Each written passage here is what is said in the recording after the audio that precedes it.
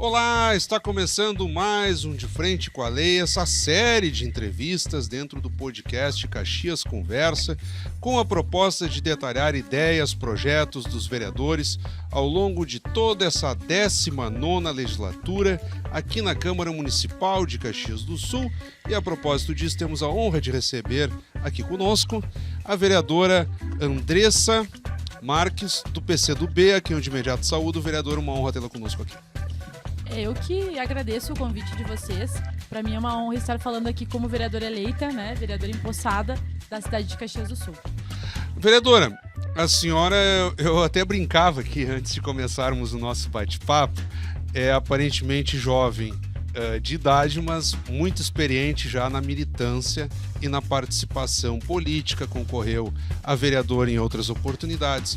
Eu lembro da senhora em 2021 assumindo aqui como suplente num período de licença saúde do então vereador Renato Oliveira. Algumas propostas já apresentadas aqui, a senhora está na Galeria das Mulheres do Legislativo. Então eu gostaria de, nesse sentido, assim, é uma vereadora titular, tentar recuperar um pouco dessa trajetória e depois entrarmos da forma propriamente dita já nos projetos, na atuação a partir de agora. Com certeza. Então, Fábio, primeiramente acredito que todos que estão aqui, que chegam, não partem do nada. Todo mundo tem alguma construção, por mais que não seja no partido, mas na sociedade de alguma forma, que vai levando, né, e vai sendo uma consequência da chegada no parlamento, que é uma das formas de fazer política.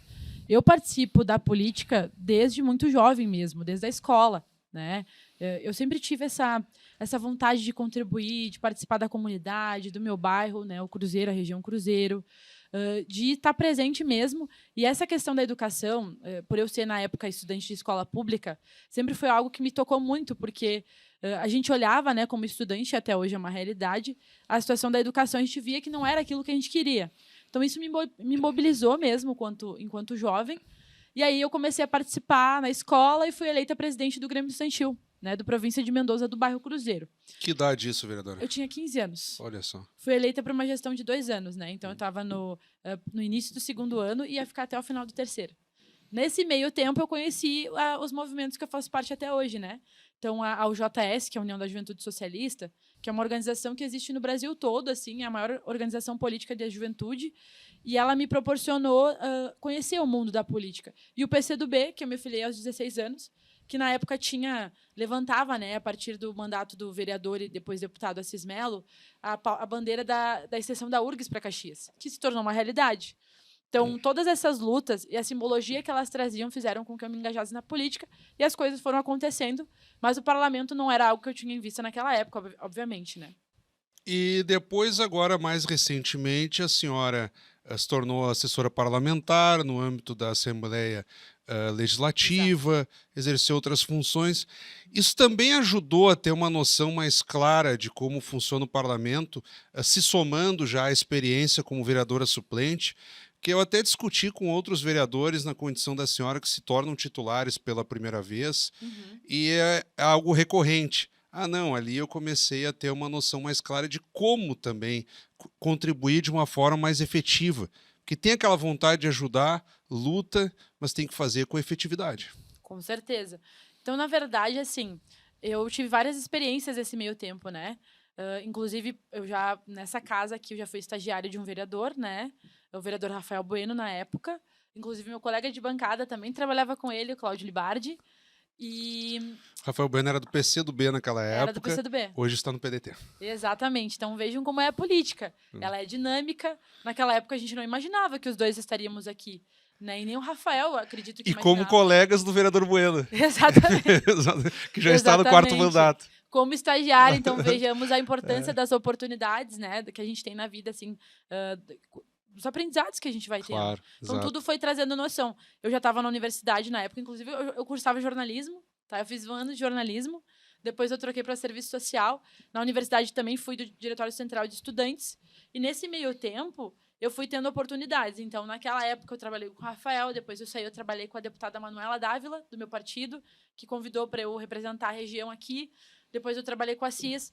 Claro, eu sempre intercalava com trabalhos na minha área. Então, eu fui estagiária da Câmara, trabalhei como assessora, depois eu fui estagiária na minha área do serviço social, inclusive fui estagiária da Secretaria de Habitação, né, da Prefeitura, Que e legal. participei de processo seletivo, tudo.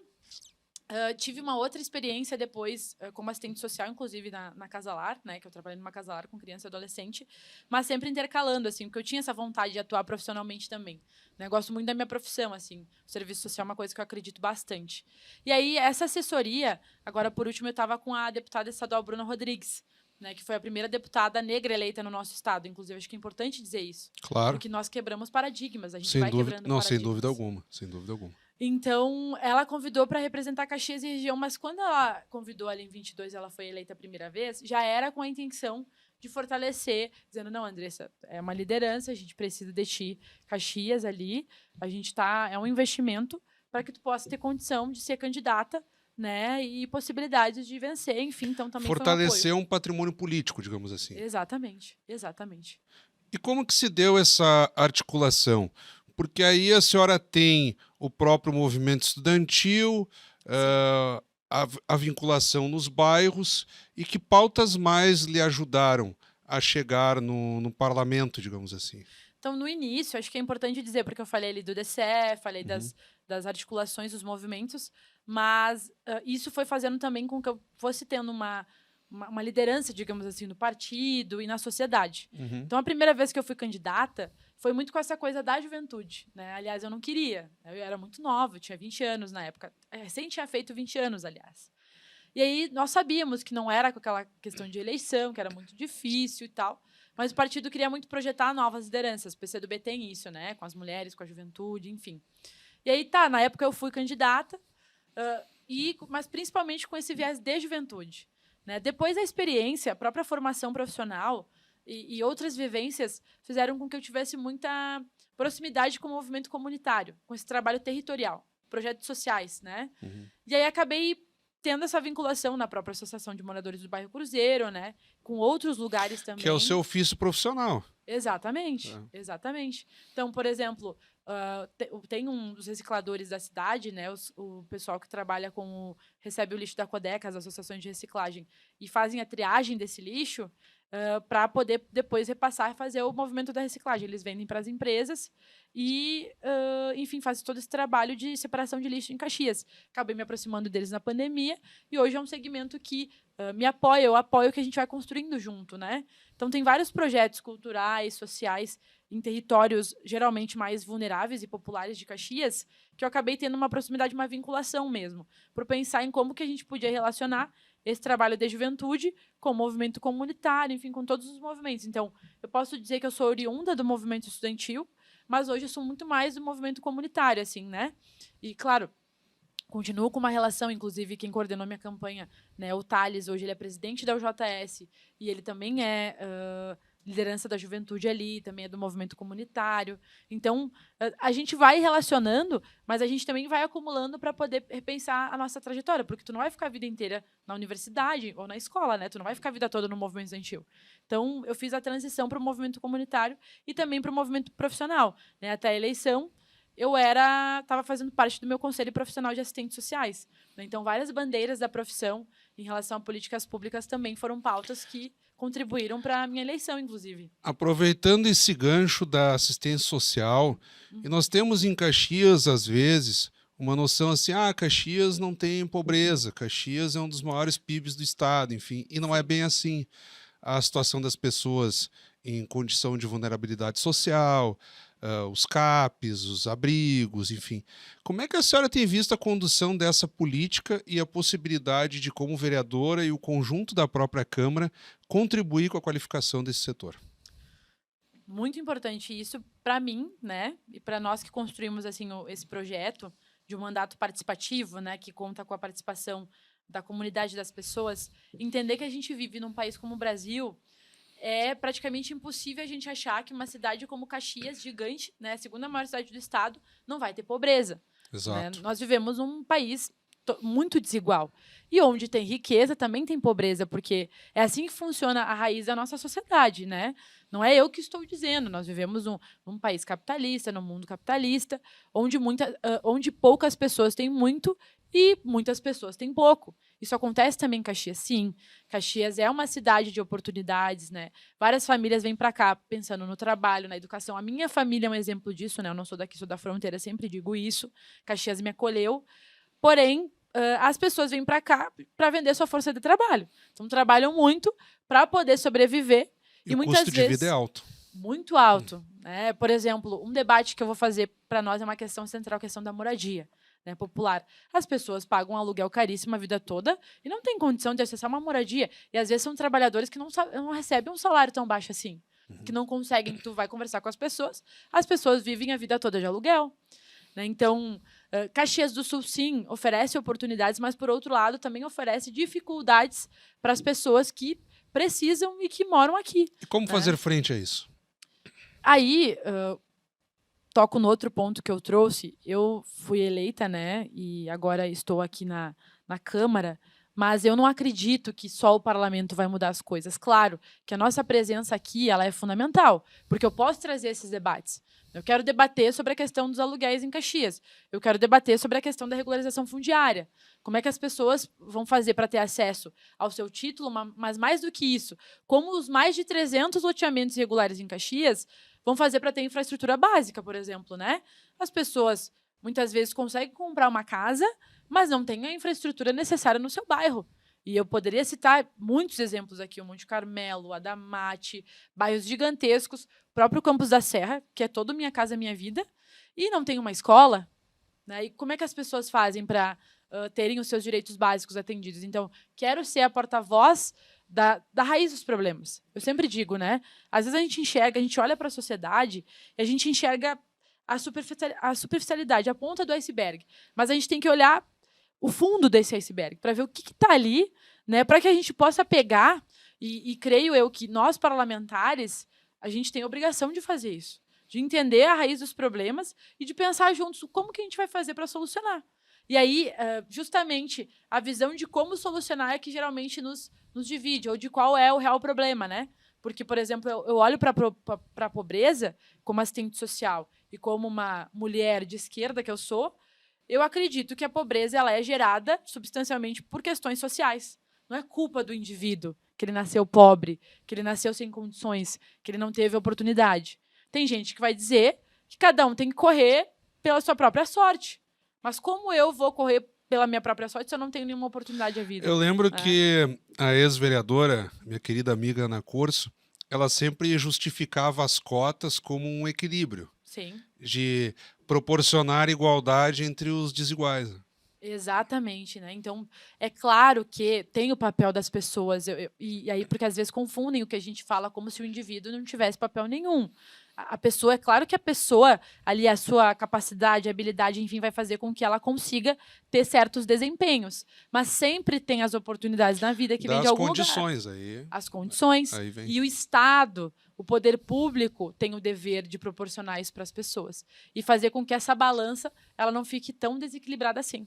Né? Nós não podemos ser os motivos do aprofundamento da desigualdade social. Nós temos que ser as pessoas, os projetos, os movimentos que apresentam uma proposta para que essas desigualdades que existem historicamente no Brasil elas vão se equilibrando. A gente sabe que elas são gigantes, que elas são enormes, mas o máximo que a gente pode, né, equilibrar essa balança, acho que é importantíssimo e são contribuições que a gente deixa para a sociedade. A senhora fez menção sobre o papel dos negros na política, a necessidade de espaço aos negros, e nós temos aqui na Câmara também uma crescente presença das mulheres. De novo vamos falar das mulheres e tal. Mas é necessário porque ainda é uma representatividade que precisa crescer mais. Proporcionalmente, nós temos mais eleitores homens e a Câmara recém está tentando se aproximar de 1/3 de mulheres na sua proporção de ocupação de cadeiras. A vereadora Marisol Santos até brincou que temos agora a Casa das 7 Mulheres, então é a maior bancada feminina da história do Legislativo, eram 5 já. se configurando com a maior de então, e agora 7 vereadoras titulares. Daqui a pouco pode haver uma configuração entre suplentes e até aumentar um pouco. Como é que a senhora verifica isso? Que recado a comunidade pode ter dado a partir da eleição de vocês 7? Há já alguma iniciativa, uma ideia que a senhora pense no sentido de também em conjunto, não só entre as 7 vereadoras, mas de toda a casa, de chamar atenção para esse protagonismo feminino, por extensão não só na política, mas enfim, na sociedade de modo geral? Primeiro que eu vejo que a sociedade como um todo, todos nós vereadores ouvimos na campanha, creio que as pessoas, né, essa vontade por renovação que a sociedade apresenta. A gente quer ver novidade, nós queremos ver pessoas diversas representando ali as ideias. Se a gente for olhar para as câmaras do Brasil, para os espaços de poder no Brasil, a gente vai ver que os segmentos historicamente excluídos da sociedade estão conseguindo espaço, né? Eu tive a oportunidade de participar em dezembro de uma jornada nacional que reuniu mulheres eleitas no Brasil inteiro para debater sobre a visão das mulheres sobre a política, a visão das mulheres sobre um projeto de Brasil, por exemplo. Também participaram aqui a vereadora Estela e a vereadora Rose estiveram lá, né? E aí, o que eu pude verificar ali? Muitas pessoas, assim, mulheres indígenas, mulheres negras, mulheres trans, né? Uma gama de pessoas que é a primeira vez que chegam no parlamento para dizer eu estou aqui. E quando a sociedade opta por dar o voto para essas pessoas, é porque a sociedade quer nos ver aqui trazendo temas que nunca foram trazidos. Então, como que nós vamos representar a maioria, toda a população, porque o parlamento representa de alguma forma a população, né? Às vezes mais um segmento e ora outro, se a gente não tem mais a metade do eleitorado da população representada. E o Brasil é um dos países que menos tem representatividade feminina no mundo. E na América Latina é um dos últimos países. Por quê? Porque aqui a configuração da legislação eleitoral, da política, né, que forma a política do jeito que ela ainda é atrasada nesse sentido. Não prevê a obrigatoriedade, por exemplo, da eleição das mulheres de uma porcentagem no legislativo. Sendo que tem vários países que têm isso, né? Então, hoje nós temos, e foi assim que aumentou, a cota de 30% das mulheres tendo que ser candidatas, e hoje nós temos, inclusive, uma obrigatoriedade do fundo tendo que ser investido nisso, porque é isso, né? Assim como ninguém se elege do nada, ninguém se elege sem recurso, gente. Isso é um debate que a gente precisa fazer. Porque, às vezes, a gente ouve uns discursos demagogos como se, não, tu vê, a pessoa é iluminada, não existe isso, né?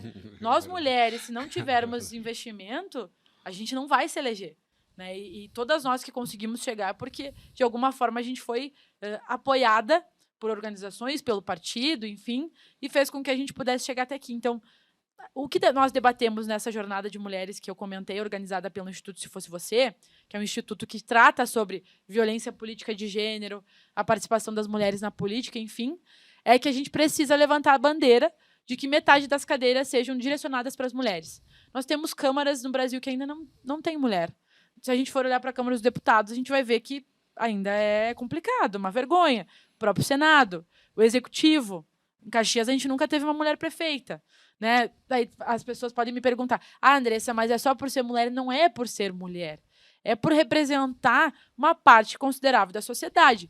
E para finalizar esse assunto, essa questão que tu trouxe, os países que têm equilibrada essa questão da participação feminina são países que apresentam uma resolutividade nas políticas públicas, no que devolve para a sociedade muito grande. Os países que têm mais participação da mulher na política são os países que têm menos corrupção, né? Então, quando a gente olha para a democracia, a gente vê que ela está mais diversificada e ela realmente está mais democrática, a gente vê que as coisas estão funcionando mais e que o que vai para a sociedade é algo mais efetivo mesmo, porque responde, né, aos interesses da maioria da população.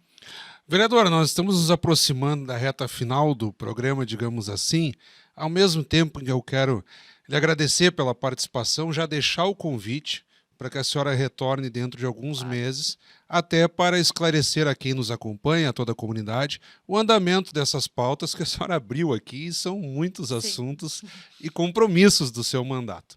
E ainda ficam breves instantes para as suas considerações finais, digamos assim. Com certeza, eu agradeço mais uma vez esse espaço. Creio que todo lugar que a gente possa conversar, debater, por mais que às vezes nós tenhamos opiniões diferentes, é importante, né?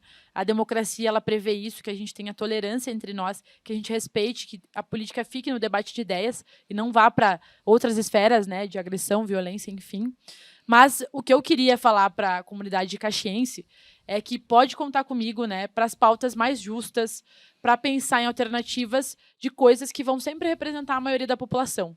Não estou aqui para representar o meu interesse, o interesse de um grupo seleto, e sim o interesse da maioria, que é quem trabalha. Eu falei aqui das pessoas negras, das mulheres trans, de toda uma gama de pessoas que estão sendo eleitas no Brasil. Mas tem uma centralidade na característica dessas pessoas que eu também carrego comigo. Todos nós somos oriundos da classe trabalhadora, né? Todos nós somos de famílias que não são famílias que vêm da política, famílias que têm herança, famílias que têm poder e dinheiro. Então, o recado da sociedade é: nós queremos pessoas que representem a maioria, que representem o que nós somos, e por isso que nos colocam aqui. Então, eu quero poder ser porta-voz, né, dessas pautas, das lutas justas, e poder trazer o que realmente importa para Caxias, que nós temos vários problemas, alguns eu citei, poderia falar muitos outros, que a gente precisa enfrentar e encarar com muita responsabilidade. Como sempre, a honra foi toda nossa. Muito obrigado, vereadora. Eu que agradeço mais uma vez. Acabamos de conversar, então, com a vereadora Andressa Marques, do PCdoB, dando sequência aqui ao De Frente com a Lei, nessa série que se prolongará ao longo de toda a 19ª legislatura, recebendo os vereadores e detalhando o andamento das suas propostas dentro do podcast Caxias Conversa, ao mesmo tempo que reiteramos o convite para que continuem acompanhando a nossa programação, seja na TV Câmara Caxias, canal 16 da Claro Net, seja no YouTube ou também nas plataformas de áudio. Obrigado pela audiência. Até o nosso próximo encontro.